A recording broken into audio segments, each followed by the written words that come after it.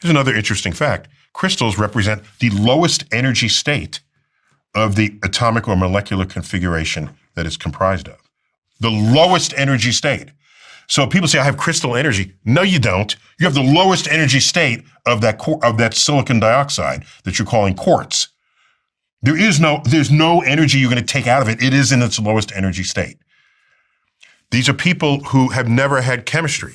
And as an educator, I don't want to make fun of this, but when people think they know something and are audacious about it when in fact they don't, that makes it much harder for an educator to break through. Horoscopes.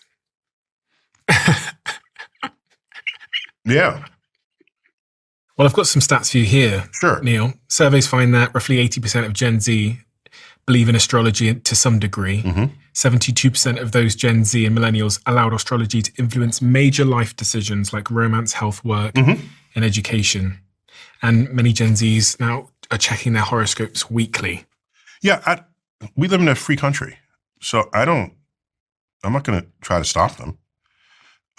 What would be sad is if that number got to 100%, and then you wouldn't be generating scientists or engineers or people who the objective truths of the world matter.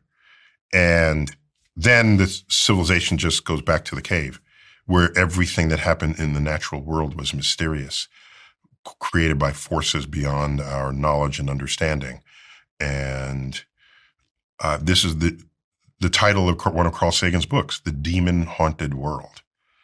Science as a Candle in the Dark. That was the subtitle of that book. So if you want to think you're not in control of your fate because the sun, moon, and planets are, it's like I said, it's a free country. Is there anything that you've learned that the universe does to influence us? Yeah, the sun rises and I wake up because I want to be awake during the day. Yes. That people aren't. Yeah, the tide comes in and I move my beach chair back because the tide came in.